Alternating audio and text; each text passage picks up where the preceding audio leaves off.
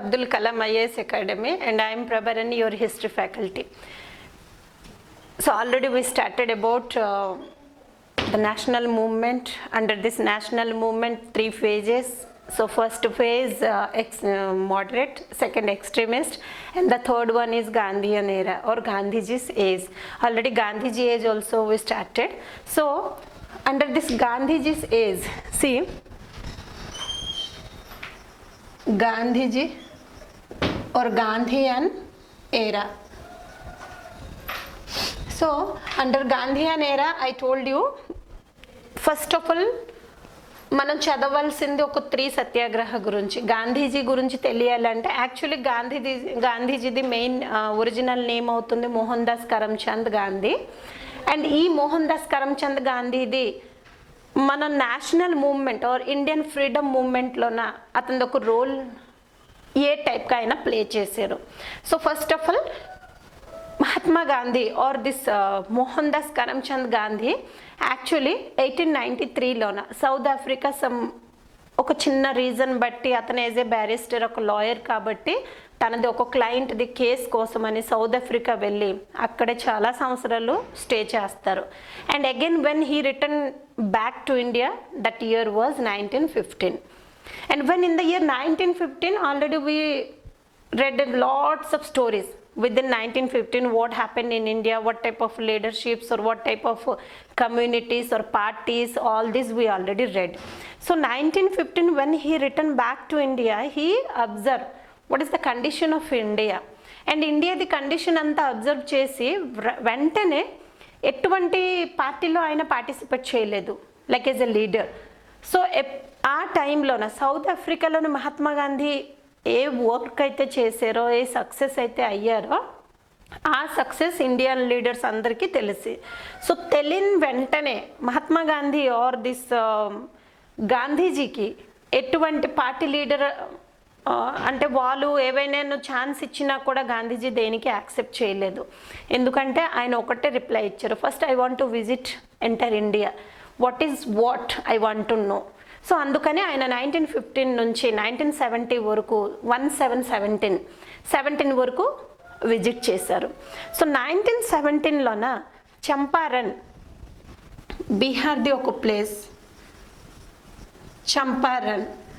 ఇక్కడ ఈ చంపారన్ 1917లోన ఇక్కడ ఒక కల్టివేటర్, ఎవరైతే ఇండిగో కల్టివేటర్ అంటే ఇండిగో గురించి వాళ్ళు సఫర్ అయ్యి ఉన్న ఒక ఫార్మర్, తను ఇన్వైట్ చేశారు గాంధీజీకి నుంచి invitation or visit. Invitation means it is not marriage invitation or any celebration invitations. Okay. So చంపారణ్లోని ఏంటంటే అప్పటికి బ్రిటిష్ వాళ్ళు ఇండిగో ప్లాంటేషన్ కోసం అని ఫార్మర్స్కి చాలా టార్చర్ పెట్టేవారు. ఆర్ టోటల్గా ఏదైతే ఫుడ్ మనకి క్రాప్స్ ఏదైతే గ్రో చేయాలి అటువంటి ల్యాండ్లోన ఒక 3 పార్ట్స్ అయినా ఇండిగో కల్టివేట్ చేయమని ప్రెజరైజ్ చేసేవారు.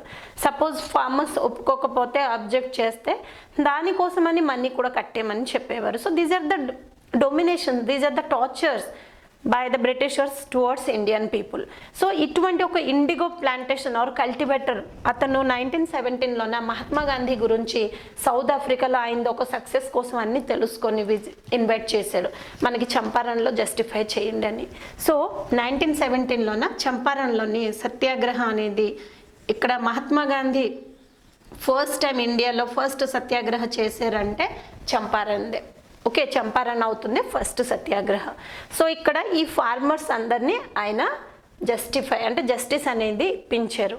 సో ఈ విధంగా ఎప్పుడైతే చంపారణ్ సక్సెస్ అయిపోయిందో, సెకండ్ది వచ్చింది అహ్మదాబాద్ మిల్ స్ట్రైక్. సో ఈ మిల్ స్ట్రైక్ అనేది, ఈ అహ్మదాబాద్ మిల్ స్ట్రైక్ అవన్నీ, చంపారణ్ సత్యాగ్రహ అవన్నీ, దీని తర్వాత ఖేడా సత్యాగ్రహ, ఆల్రెడీ ఇవన్నీ మనం డిస్కస్ చేసుకున్నాము. ఖేడా సత్యాగ్రహ ఈ 3 అవుతుంది మహాత్మా గాంధీది మన ఇండియాకి ఇచ్చిన ఒక గ్రేట్ కాంట్రిబ్యూషన్. అంటే ఈ 3 సత్యాగ్రహాస్ నుంచి, ఒక హంగర్ స్ట్రైక్ నుంచి మహాత్మా గాంధీది పవర్ ఎంత ఉందో ఇండియన్ పీపుల్కి, ఇండియన్ లీడర్కి మొత్తం అందరికీ తెలిసింది. సో ఇక్కడ ఈ మిల్ స్ట్రైక్ ఎప్పుడైతే చేశారో బ్రిటిషర్స్ నుంచి మనీ రిటర్న్ బ్యాక్ చేయించారు. అది 100కి 25 అవ్వని ఆర్ 100కి 50 అవ్వని. బట్ బ్రిటిషర్స్ ఎలాగుండేవారంటే 1 రూపీ కూడా రిటర్న్ ఇచ్చేవారు కాదు. అలాంటిది ఇక్కడ ఒక 25% అనేది రిటర్న్ ఇప్పించారు.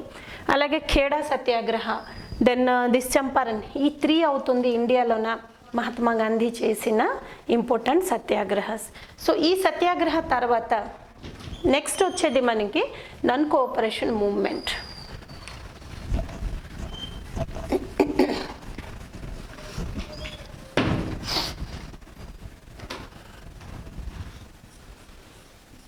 Non cooperation movement.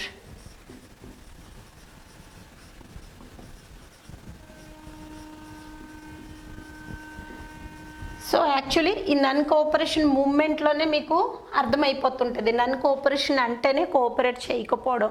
So cooperate చేయకుండా ఈ నన్ కోఆపరేషన్ మూవ్మెంట్ గాంధీజీ పర్టికులర్గా గాంధీజీ యాజ్ ఎ లీడర్గా ball Gangadhar Tilak the death తర్వాత నేషనల్ కాంగ్రెస్కి నేషనల్ మూవ్మెంట్ లీడర్గా ఈయన చూజ్ అయ్యారు. గాంధీజీ యాక్సెప్ట్ చేసుకున్నారు తనే ఈ నేషనల్ మూవ్మెంట్కి ఒక లీడర్ అని. సో అతను ఈ నన్ కోఆపరేషన్ మూవ్మెంట్ స్టార్ట్ ఎందుకు చేశారు, దాని రిజల్ట్ ఏమైంది, what are the reasons for this cooperation movement, non cooperation movement, and what happened of this movement are the result, what is the conclusion. So ఈ non cooperation movement the founder ఎవరైతే start చేశారో Gandhiji. Start చేయడానికి reason ఏంటి, just let us see. Okay, so ఇక్కడ non cooperation movement. So ఇక్కడ ఒక్క movement అని కాదు, నన్ cooperation, civil disobedience, civil disobedience movement, then quit India movement. ఇలాగా మొత్తం మెయిన్ మూవ్మెంట్స్ అనేది మహాత్మా గాంధీ ప్లే చేశారు. సో ఈ మూవ్మెంట్ అనేది 1920 నుంచి 22, ఈ మూవ్మెంట్ అనేది 1930 నుంచి 33, ఈ మూవ్మెంట్ అనేది 1942. సో ఇలాగా మహాత్మా గాంధీది ఒక ఇంపార్టెంట్ రోల్ నేషనల్ మూవ్మెంట్లో ప్లే అయింది అంటే that is through non cooperation movement, civil disobedience movement and quit India movement. So first topic was non cooperation movement. First topic is non cooperation movement. So what are the reasons for this non-cooperation movement? First of all, see, actually non-cooperation are meaning only not to cooperate.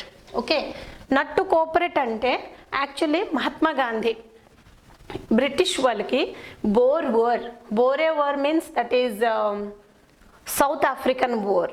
South African republican కంట్రీలోన కొన్ని category wise ఉండేవారు, కొన్ని సెపరేట్గా clans ఉండేది, వాళ్ళకి bores అనేది చెప్పేవారు. So ఆ బోరెస్ అనేది, ఆ బోర్ అనేది, ఆ క్లాన్ అనేది బ్రిటిష్ అగెన్స్ట్గా ఉండేవారు. సో బ్రిటిష్కి ఆంగ్లో అండ్ బోర్ వార్లోన మహాత్మా గాంధీ సపోర్ట్ చేశారు బ్రిటిష్ వాళ్ళకి. అలాగే ఫస్ట్ వరల్డ్ వార్లోని కూడాను బ్రిటిషర్స్కి మహాత్మా గాంధీ సపోర్టింగ్గా ఇండియాది పార్టిసిపేట్ అనేసి అంటే సపోర్టింగ్గా ఉండేవారు. సో ఇవన్నీ సపోర్ట్ చేయడం బట్టి మహాత్మా గాంధీకి బ్రిటిషర్స్ కేసరి హింద్ అనే టైటిల్ కూడా ఇవ్వడం జరిగింది. బట్ ఇక్కడ నన్ కోఆపరేషన్ మీనింగ్ ఏమవుతుంది, కోఆపరేషన్ అనేది లేదు. So that is only non cooperation movement. So what are the reasons for this non cooperation movement? First one is Rowlatt act.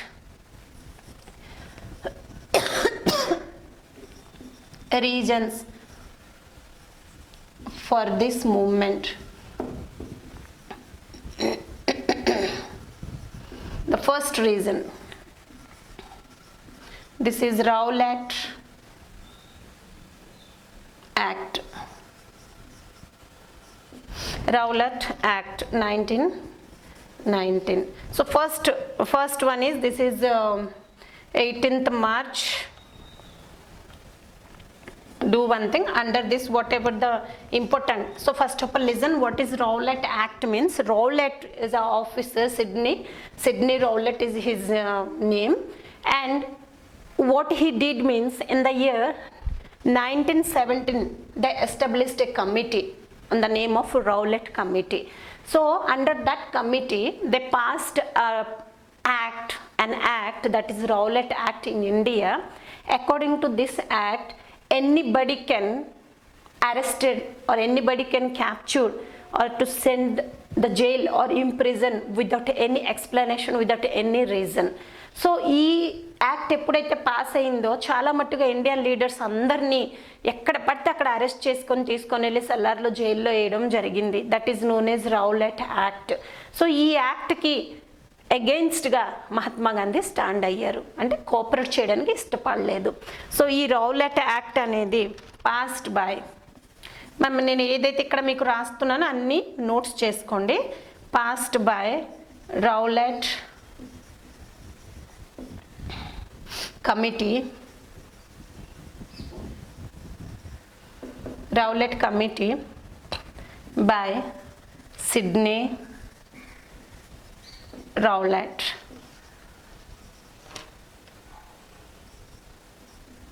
Sydney Rowlatt. Okay, so ఈ Sydney Rowlatt ఎవరైతే ఇది pass చేశారో, ఏది Rowlatt యాక్ట్ని pass చేశారో, మహాత్మా గాంధీ ఆ యాక్ట్ని black act అని పేరిచ్చారు. Gandhiji set this act as black act.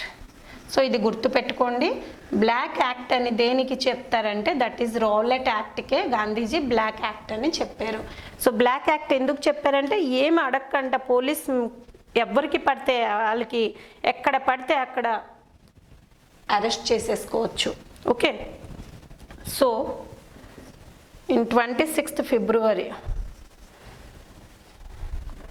Gandhiji issued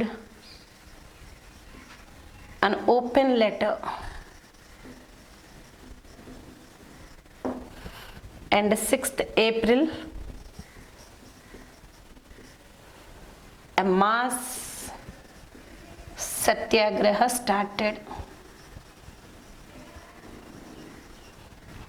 Understood how the Rowlatt Act started, or the Rowlatt Act Satyagraha also can say. This is the first reason for non-cooperation movement, and how the first reason it was.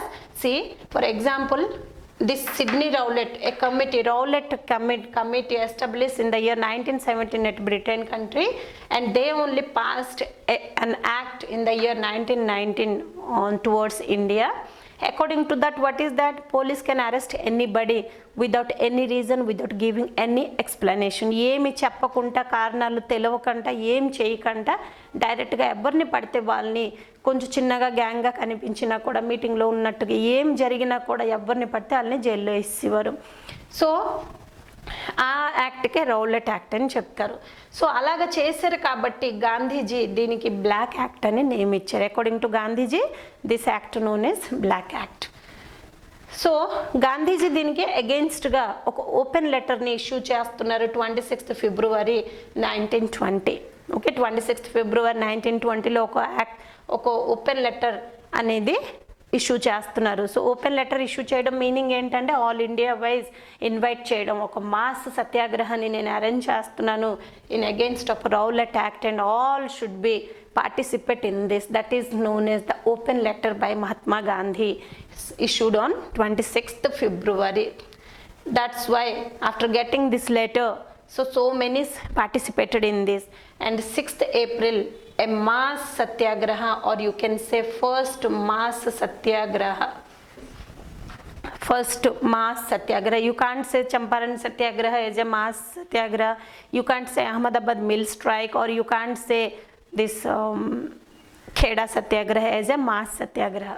But this is the first mass satyagraha, that is Rowlatt Act against Mahatma Gandhi start చేశారు. Okay, so ఈ సత్యాగ్రహ Rowlatt యాక్ట్ది సత్యాగ్రహం అయిన తర్వాత what happen?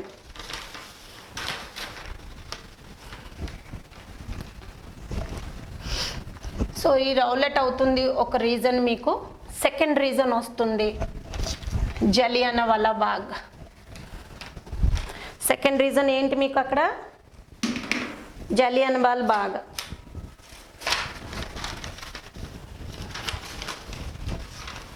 ఫస్ట్ది అవుతుంది Rowlatt, second అవుతుంది జలియన్వాలా బాగ్.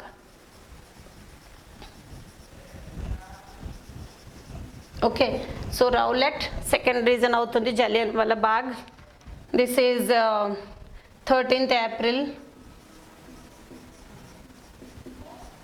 April 1919, Jallianwala Bagh 13th April 1919. Rowlatt is 1920. Okay, Rowlatt is 1919 and 20 also the Rowlatt Act reason. Clear. So Jallian Bagh అవుతుంది. So Jallian బాగ్ అనేది అమృత్సర్లో ఒక పబ్లిక్ పార్క్. జలియానా వాలా బాగ్ అనేది అమృత్సర్లోనే ఒక పబ్లిక్ పార్క్. సో ఏ రోజైతే ఇది జరిగిందో, మస్కరే ద ఇన్సిడెంట్ జరిగిందో జలియన్ వాలా బాగ్లోన, ఆ ఇన్సిడెంట్కి బైసాఖీ డే కూడా చెప్తారు. ఎందుకంటే ఆ రోజు అవుతుంది బైసాఖీ, వాళ్ళది ఒక ఫెస్టివల్, హార్వెస్టింగ్ ఫెస్టివల్. ఎవరిది? పంజాబీ సిక్ వాళ్ళది. సో ఈ అమృత్సర్ అనేది గోల్డెన్ టెంపుల్కి ఫేమస్. సో ఆ అమృత్సర్లోనే జలియన్ వాలా బాగ్ అవుతుంది ఒక పబ్లిక్ పార్క్. సో ఆ పార్క్లోన ఆ రోజు అక్కడ ఉన్న లీడర్స్ అందరూ గెట్ టుగెదర్ లైక్ ఏ సెలబ్రేషన్స్, అంటే అందరూ కలిసి హార్వెస్టింగ్ సెలబ్రేషన్స్తో పాటు ఇండియాలోన ఏవైతే జరుగుతుందో చిన్నది, ఎవరికి ఏ ఇబ్బంది లేకుండా, ఎటువంటి వైలెంట్గా వెళ్ళకుండా అతి నీట్గా చాలా మంచిగా వాళ్ళకు మీటింగ్ని అరేంజ్ చేస్తారు. బట్ ఆ టైంలో జనరల్ డయర్ నాన్ స్టాప్గా 10 minutes అనేది కంటిన్యూస్ షూట్ అండ్ ఫైర్ అని ఆర్డర్ జారీ చేస్తారు. సో దానివల్ల ఈ జలియన్ వాలా బాగ్లోనే ఎంతమంది అయితే గ్యాదర్ అయి ఉంటారో, చిన్న పిల్లల దగ్గర నుంచి ముసలోళ్ళ దగ్గర నుంచి ఎవ్వరికి కూడా వదలకుండా అందరికీ షూట్ అండ్ ఫైర్. సో ఆ ఫైరింగ్లోన చాలామంది చనిపోతారు. సారీ. సో ఆ ఇన్సిడెంట్ కూడాను నాన్ కోఆపరేషన్ మూవ్మెంట్కి ఒక దారి చూపించింది. సో ఇందులో మెయిన్ లీడర్ ఎవరవుతున్నాడు? General Dyer.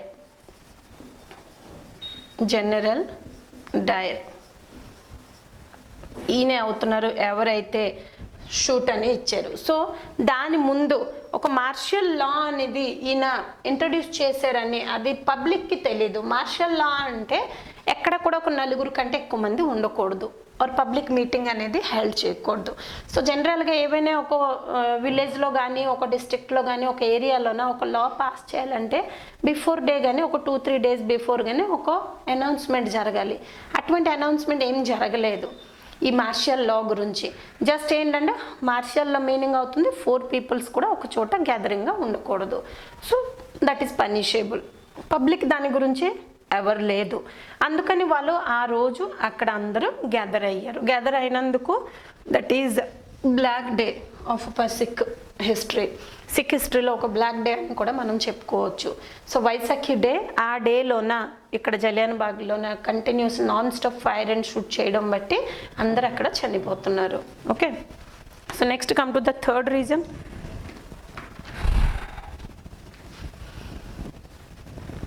The third one is the 1919 Government of Indian Act. So in 1919 Government of Indian Act, what is this? This is again the diarchy system. Diarchy system or dual government system in provincials, state wise. So ఈ ప్రొవిన్సియల్స్లోన dyarchy system or dual government policy system అనేది introduce చేస్తుంది British. So దానికి వ్యతిరేకంగా ఎగెన్స్ట్గా కూడాను మేము cooperate చెయ్యము. ఎందుకంటే dual policy dual policy means ఒక 2 sectors. మెయిన్ ఏదైతే ఒక్కో కంట్రీకి ఫినాన్షియల్గా స్ట్రాంగ్ చేస్తుందో ఆ సెక్టర్ అంతా బ్రిటిష్ చూసేవాడు. జస్ట్ అడ్మిన్ చేయడం, ఎక్కడైనా ప్రాబ్లమ్స్ వస్తే సాల్వ్ చేయడం, that is judiciary type. So ఇటువంటిది కొన్ని అనేది ఇండియన్ రూలర్స్ చేతికి ఇచ్చారు. సో దాన్ని బట్టి ఇండియాకి బెనిఫిట్ లేదు, ట్రెజరీకి బెనిఫిట్ లేదు. సో బెనిఫిట్ అంతా ఎవరికి? బ్రిటిషర్స్కి. సో అందుకని ఈ డయర్కీ సిస్టమ్ కూడా ఇండియన్ లీడర్స్ మైండ్లోన రివెంజ్గా తయారైంది, ఆర్ రివల్యూషన్గా తయారైంది. Okay, so this is the third reason. Then come to the fourth reason, that is Khilafat movement.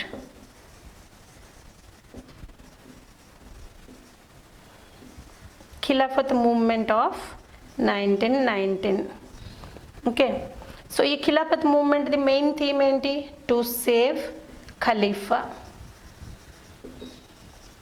So ఎప్పుడైతే ఈ రౌలట్ యాక్ట్ జరిగింది, జలియన్ బాగ్ జరిగింది, ఇక్కడ డయర్కీ సిస్టమ్ అనేది స్టార్ట్ చేసిందో, ఇవన్నిటి నుంచి మహాత్మా గాంధీ, ఇంకొకటి గాంధీజీకి మహాత్మా అండ్ బాపు అని పేరు కూడాను, చంపారణ్, ఖేడా, అహ్మదాబాద్ మిల్ స్ట్రైక్ ఇవన్నీ చేసేటప్పుడే కామన్ పీపుల్ త్రూ నుంచి యాక్చువల్లీ మహాత్మా అనే వర్డ్ని రవీంద్రనాథ్ ఠాగూర్ అజ్యూమ్ చేశారని చెప్తున్నావు టైటిల్ని. బట్ యాక్చువల్గా ఈ సత్యాగ్రహ జరిగేటప్పుడే ఆయనకి ఈ టైటిల్స్ తోటి సంబోధించేవారు, మహాత్మా గాంధీ, బాపు మహాత్మా గాంధీ అనుకొని.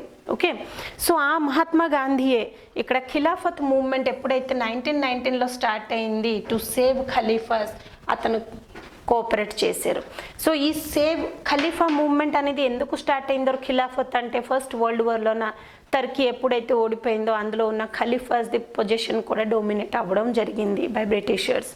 సో దానికి అగెన్స్ట్గా యాజ్ ఖలీఫా అనేది ముస్లిం వాళ్ళకి, మనకి ఎలాగైతే ఒక గాడ్ని మనం ఎలాగైతే సంబోధిస్తామో ఆర్ ప్రే చేస్తామో వాళ్ళకి ఖలీఫా అంతే. గాడ్ తర్వాత నెక్స్ట్ ఎవరంటే ఖలీఫానే అంటారు. సో అటువంటి ఖలీఫాకి బ్రిటిషర్స్ ఎప్పుడైతే ఇన్సల్టెడ్గా చేసి వాళ్ళకి డోమినేట్ చేసి వాళ్ళది ఒక స్టేటస్ అనేది, వాళ్ళది ఒక ఐడెంటిఫికేషన్ అనేది తీసేయాలనుకున్నారో, టు సేవ్ ద ఖలీఫాస్ only in India Khilafat movement started. And by వ్యాక్స్, ఈ మూడిటి నుంచి వ్యాక్స్ అయిపోయిన మహాత్మా గాంధీ కూడాను ఖిలాఫత్ మూవ్మెంట్కి సపోర్ట్ ఇచ్చారు.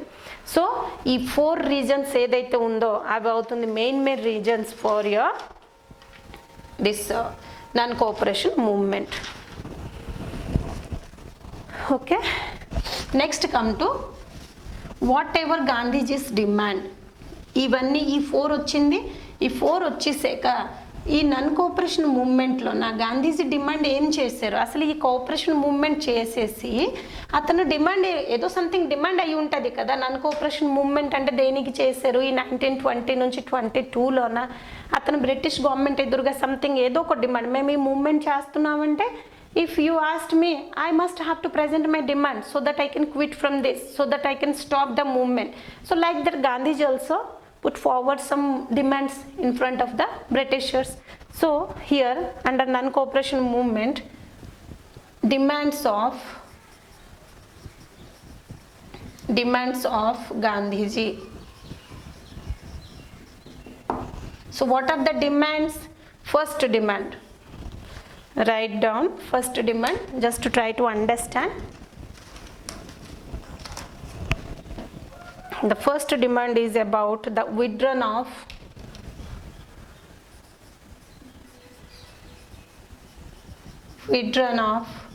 Rowlatt Act. Withdrawal of Rowlatt Act.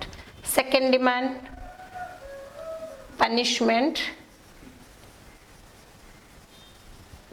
for General Dyer.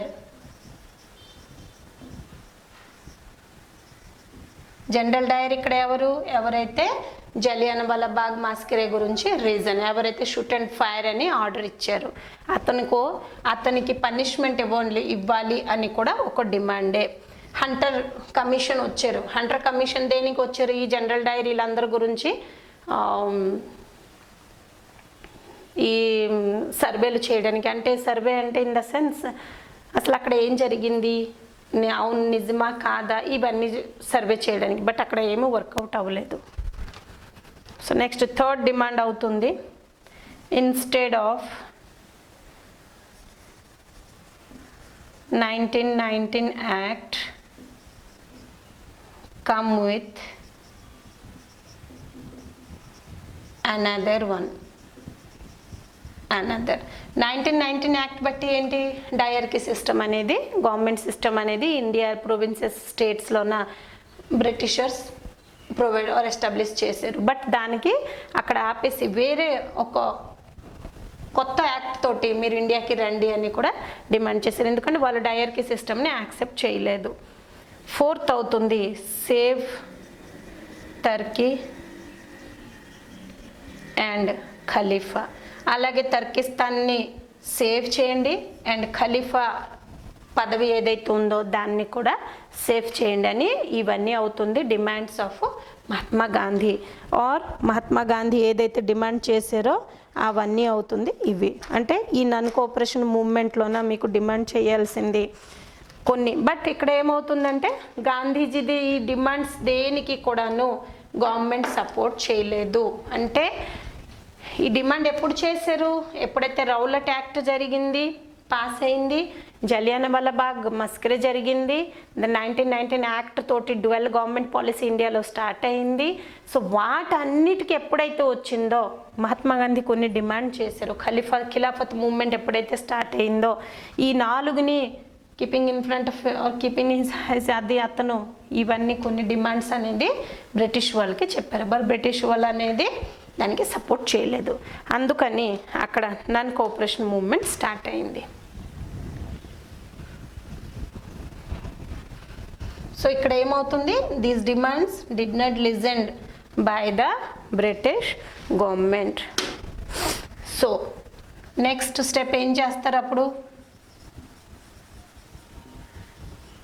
So ఎప్పుడు అయితే బ్రిటిష్ వాళ్ళు వీళ్ళది డిమాండ్ ఒకటి వినలేదు, ఫుల్ఫిల్ చేయనని ఒక అంటే రెక్లెస్గా ఉన్నారు, అప్పుడు ఆటోమేటిక్గా ప్రోగ్రామ్ స్టార్ట్ అవుతుంది. సో నాన్ కోఆపరేషన్ మూవ్మెంట్ ఏదైతే జరిగిందో దాని అండర్లో what are the programs decided to do? So first program boycott of British education institutions. Listen carefully ga. What are the programs? First program ఏమవుతుంది? Boycott of British education institutions. So ఇండియాలోన British వాళ్ళ ద్వారా ఎన్ని institutions అయితే establish చేశారో ఆ ఇన్స్టిట్యూషన్స్కి ఎవరైతే ఇండియన్ స్టూడెంట్స్ వెళ్ళేవారో, ఇండియన్ టీచర్స్ టీచ్ చేయడానికి వెళ్ళేవారు వాళ్ళందరినీ బాయ్కాట్ చేసామని ఫస్ట్ ప్రోగ్రామ్ని అనౌన్స్ చేశారు అండర్ నాన్ కోఆపరేషన్. సెకండ్ది అవుతుంది బాయ్కాట్ ఆఫ్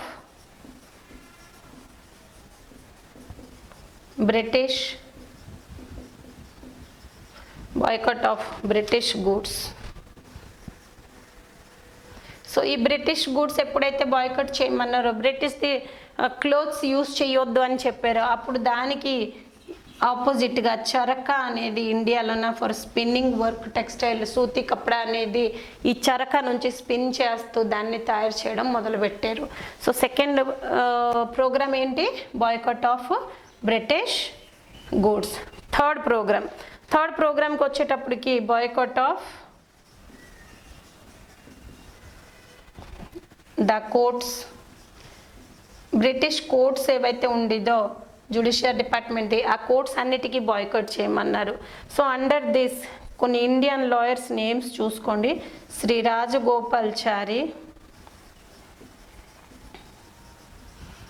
రాజగోపాల్చారి. సెకండ్ అవుతున్నారు Sardar Vallabhbhai Patel. Sardar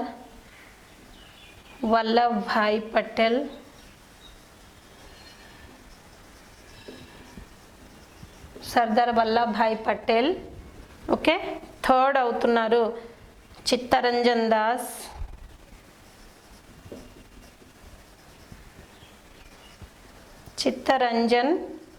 Das.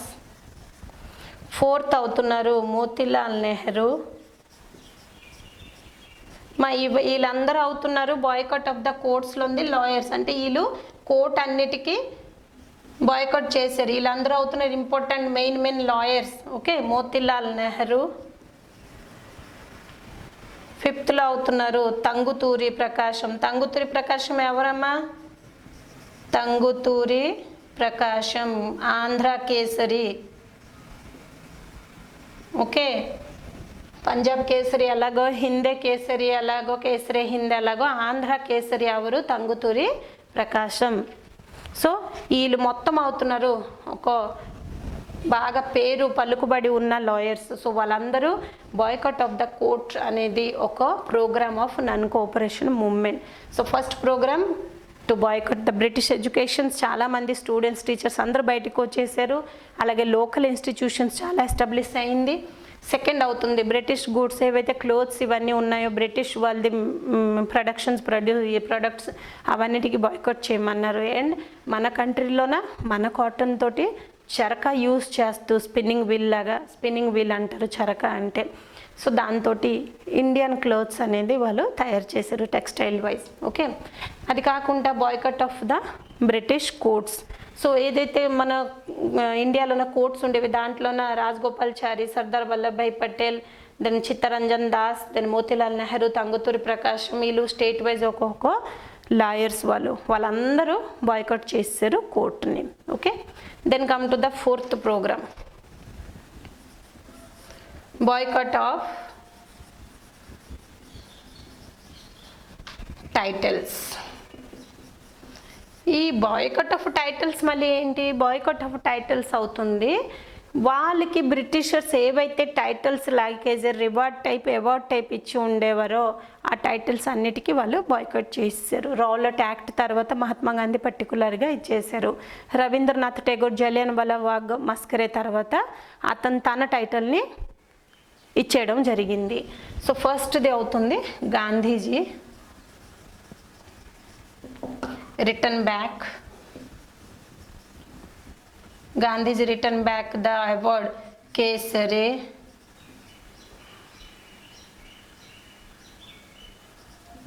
Hind.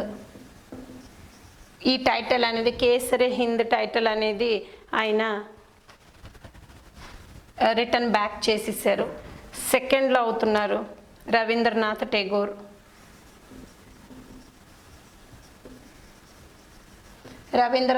Tagore.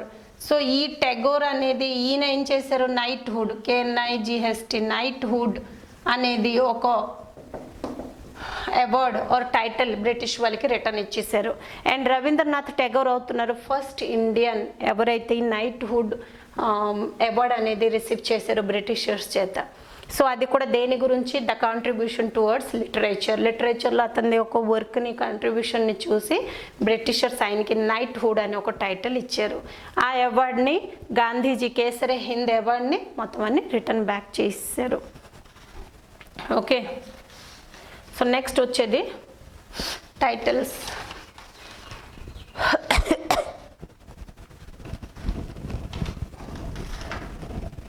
So next boycott programmes ఇంకేం మన లిసన్ ఒకసారి బాయ్కట్ ఏమేమైంది ఆ ప్రోగ్రామ్స్ అంతా రాసేసుకోండి. రాస్తే మీకు ఈజీగా ఉంటుంది.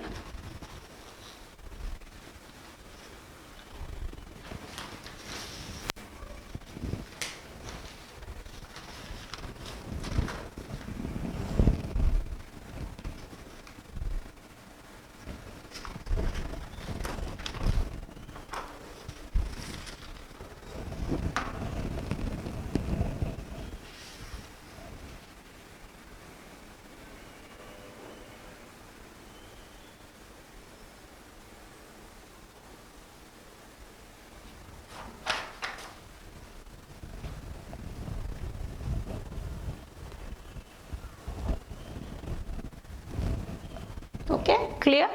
Then next come to the fifth boycott. So fifth boycott what? That is the boycott of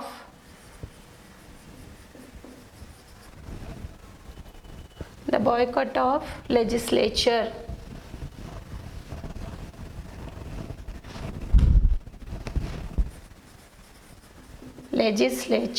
the boycott of legislature. So ఇక్కడ ఈ బాయ్కట్ ఆఫ్ లెజిస్లేచర్ అంటే మనకి ఎప్పుడైతే act wise 1919 act wise elections general elections held అయిందో ఆ ఎలక్షన్స్లోన వీళ్ళు participate చేయడానికి reject చేసేసారు. టోటల్గా అసలు ఆ లెజిస్లేచర్ సిస్టమ్నే బాయ్కట్ చేశారు. ఎందుకంటే వీళ్ళు చెప్పడం బట్టి ఏంటి అది జస్ట్ ఒక nearly to non Brahmanical movements ఆ టైంలో ఏవైతే బ్రాహ్మణిజం జరుగుతుండేదో ఆ టైంలో ఈ ఎలక్షన్స్ గురించి అని వాళ్ళు హెల్ప్ చేశారు. సో అందుకని ఇక్కడ నేషనల్ లీడర్స్ ఎవరైతే Congress leaders or national movement leaders ఉండేవారో వాళ్ళందరూ దీనికి బాయ్కట్ చేశారు. Okay, so that is known as boycott of legislature. So as a part of this program 1920 elections boycotted by them. Okay, 1920లోన ఏదైతే ఎలక్షన్స్ జరగాల్సింది జనరల్ ఎలక్షన్స్, ఆ election అనేది అక్కడ ఉన్న మెంబర్స్తోని, ఆ నేషనల్ మూవ్మెంట్ మెంబర్స్తోని బాయ్కాట్ అయింది. Then come to the 6th one, boycott of Prince Wales visit. So ఇక్కడ 6th బాయ్కాట్ అవుతుంది మీకు ప్రిన్స్ ఆఫ్ వాలెస్ది విజిట్ అనేది, వీళ్ళు బాయ్కాట్ చేశారు. దేనికి బాయ్కాట్ చేశారు అంటే ఆ టైంలోన ఒక్కొక్క ప్రిన్స్ బయట నుంచి మన కంట్రీకి వచ్చి కంట్రీది రిలేషన్షిప్ అనేది బ్రిటిష్ ఎంపైర్తోని ఎస్టాబ్లిష్ చేయడానికో లేకపోతే ఒక రిలేషన్షిప్కి బేస్ చేసుకొని వాళ్ళకు విజిట్ చేసేటప్పుడు ఆ విజిటింగ్ అవర్స్లోన వాళ్ళకి ఎంత ప్రాబ్లమెటిక్గా ఉండేదో ఇండియన్ వాళ్ళకి అలా అసలు ఎస్టిమేషన్ వేసేవారు కాదు. అది కాకుండా జలియన్ వాలా బాగ్లోని ఎటువంటి ఒక టైప్ ఆఫ్ హ్యూమనిజం లేకుండా బిహేవ్ చేశారో వాటి అన్నిటికీ అగెయిన్స్ట్గా ఈ ప్రిన్స్ ఆఫ్ వాలెస్ ఎప్పుడైతే విజిట్ చేయాలని ఇండియాకి వస్తానని అనుకున్నారో దానికి వీళ్ళు బాయ్కాట్ చేశారు. ఎవరు బాయ్కాట్ చేశారు? ఈ నాన్ కోఆపరేషన్ మూవ్మెంట్లో ఉన్న లీడర్స్ అందరూ. So these are the boycotts programs or these are the programs by Mahatma Gandhi under non cooperation movement. Okay, then after, so what happened to this non-cooperation movement? Is it successfully run all over India wise, or rather than any that means any ending came to this, or any ఏదైనా అడ్డు వచ్చిందా, ఎవరైనా దీనికి ఆపారా అంటే obviously suspension of movement. The next part అవుతుంది మీకు suspension of this movement. The last, this is the result. So Gandhiji ఈ మూవ్మెంట్ని ఎందుకు సస్పెండ్ చేసేసారు? సస్పెన్షన్ జరగడానికి రీజన్ ఏంటి? ఎందుకు రీజన్ అది అంటే ఇంత చక్కగా ఒక రన్ అయిన మూవ్మెంట్ ఏదైతే 1922లో రన్ అయింది, దానికి 5th ఫిబ్రవరి 1922లోన 5th ఫిబ్రవరి 1922లోన చౌరా చౌరీ విలేజ్, ఒక చౌరా చౌరీ అని ఒక విలేజ్,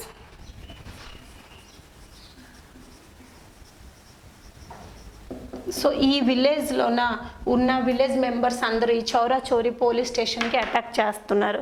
అటాక్ చేసి నియర్లీ ఒక 22 పోలీస్ మ్యాన్స్ అందులో ఉంటే అందరినీ కాల్ చేసి చంపేశారు. అంటే ఒక లైవ్గానే కాల్ చేశారు. ఈ స్టేషన్కి పోలీస్ స్టేషన్నే కాల్ చేస్తున్నారు.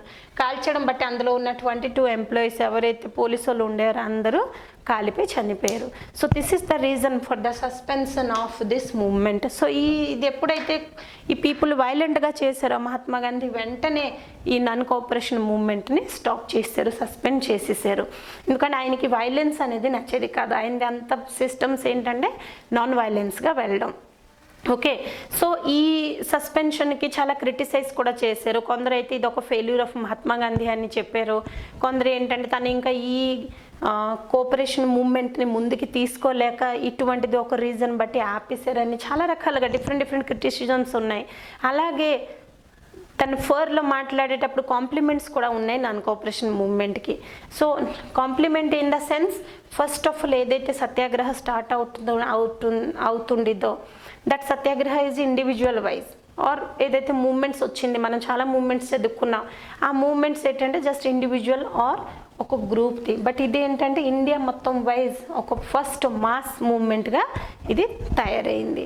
సో అవి ఒక కాంప్లిమెంట్ ఈ నేషనల్ నాన్ కోఆపరేషన్ మూవ్మెంట్కి. సో ఓవరాల్గా నాన్ కోఆపరేషన్ మూవ్మెంట్ బాయ్కాట్ చేయడం మీనింగ్ ఏంటి? ఏదైతే వాళ్ళు రూల్స్ రెగ్యులేషన్స్ పెడుతున్నారో దానికి మనం యాక్సెప్ట్ చేయట్లేదు, ఒబే చేయట్లేదు. That is only non cooperate చేయట్లేదు. ఓకే, సో ఈ నాన్ కోఆపరేషన్ మూవ్మెంట్ ఇంతలాగా ఇండియా మొత్తం స్ప్రెడ్ అయినా కూడా ఈ చౌరా చౌరీ ఇన్సిడెంట్ ఎప్పుడైతే పోలీస్ స్టేషన్ని విలేజ్ పీపుల్ ఆర్ పబ్లిక్ మొత్తం కాల్ చేసి చంపేస్తున్నారు పోలీస్ మ్యాన్ని, అప్పటి నుంచి సస్పెన్షన్ చేస్తున్నారు.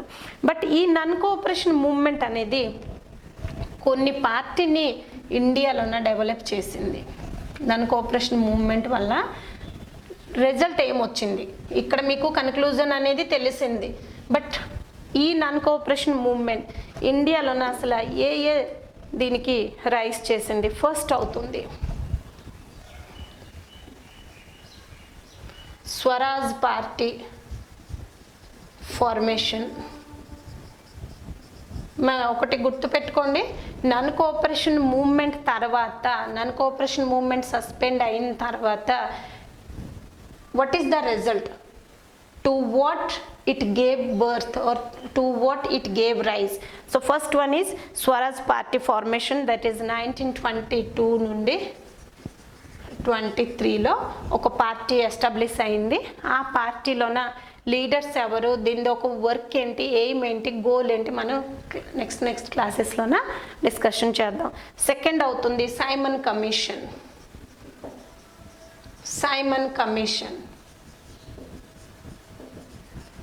1927-28. సో అలాగే ఇవన్నీ ఎప్పుడైతే డిస్టర్బెన్సెస్ అవుతున్నాయి, నాన్ కోఆపరేషన్ మూవ్మెంట్స్ జరుగుతున్నాయి, అసలు బాయ్కాట్స్ జరుగుతున్నాయి, ఆ టైంలోన బ్రిటిష్ నుంచి సైమన్ అనే ఒక ఆఫీసర్ కొందరు హెల్ప్ తోటి ఒక కమిషన్ని ఇండియాకి తీసుకొని వస్తారు. బట్ ఈ సైమన్ కమిషన్ని ఇండియా వాళ్ళు గో బ్యాక్ అంటారు, లాల్ బాల్ పాల్ ఎక్స్ట్రీమిస్ట్ వాళ్ళు. ఎందుకంటే యాక్చువల్లీ ఈ కమిషన్లోన ఇండియన్ లీడర్స్ని కూడా ఇంక్లూడ్ చేయమని డిమాండ్ చేస్తారు. But British government only British ఆఫీసర్స్ని పంపిస్తారు. ఇక్కడ మీకు డయర్కి డ్యువల్ గవర్నమెంట్ పాలసీ గురించి చెప్పాను కదా. సో ఆ పాలసీది సర్వే చేయడానికి వీళ్ళు వస్తారు. ఎందుకంటే పాలసీ వల్ల ఇండియా మొత్తం చాలా డిస్టర్బెన్స్గా ఉంటుంది. ఎందుకంటే ఆ యాక్ట్కి బదులు ఇంకొక యాక్ట్ తీసుకొని రమ్మని మహాత్మా గాంధీ డిమాండ్ చేస్తారు కదా. సైమన్ కమిషన్ అప్పుడు వస్తుంది. ఈ సైమన్ కమిషన్ వచ్చాకే లాలా లజపత్ రాయ్, పంజాబ్ కేసరి అని చెప్తుంటాం కదా, అతనిది డెత్ అయిపోతుంది లాఠీ చార్జ్లోన. Okay, next third one. So third one అనేది what? Nehru report.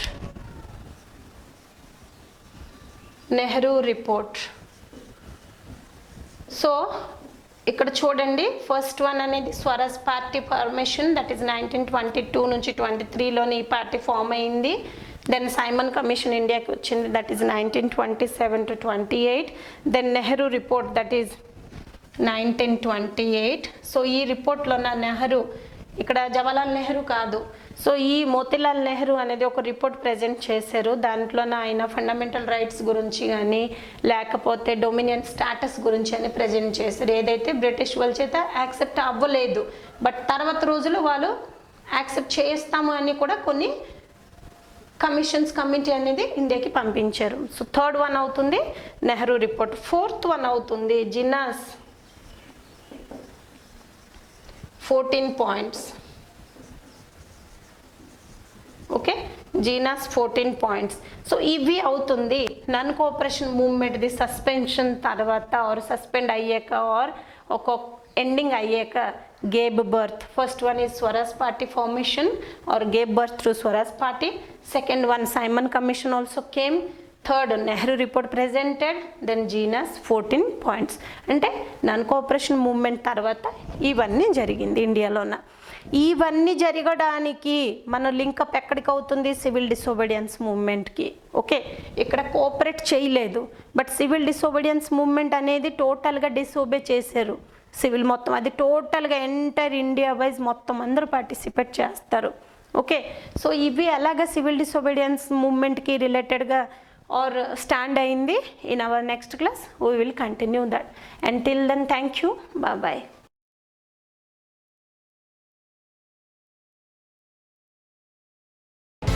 Abdul Kalam IAS Academy, Junior Inter and Degree College, opposite of main railway station, Kannamatalli Gudi Veedi, Rajahmundry.